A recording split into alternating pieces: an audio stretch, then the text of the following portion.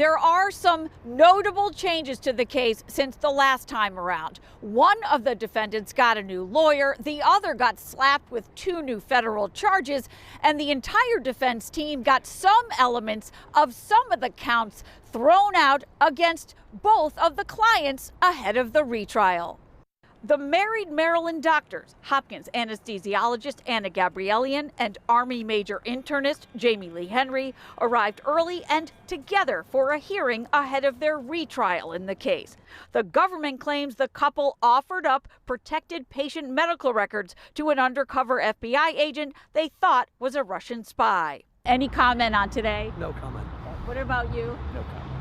The defense says it was entrapment and the defendants were scared, thought they were dealing with Russian intelligence.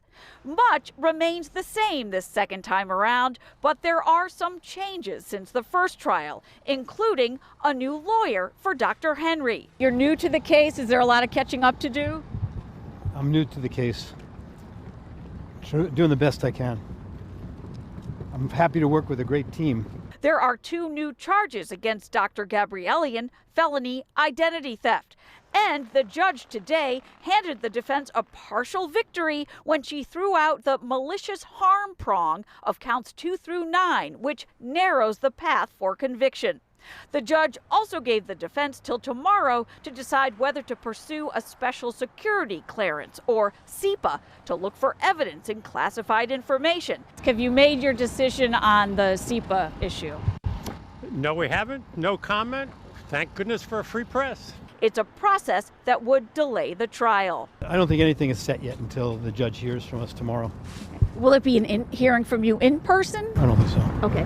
Thank you so much. Our clients do not want to delay the trial, Mr. Mead told the court during today's hearing. He said, quote, they want to go as fast as they can. Their lives are on hold. If there is no delay, if the defense decides not to pursue SEPA, the judge has slated the trial to begin with jury selection on November 28th, and she says it will likely span about 2 weeks. Reporting outside U.S. District Court downtown, I'm Kate Amara, WBAL TV 11 News.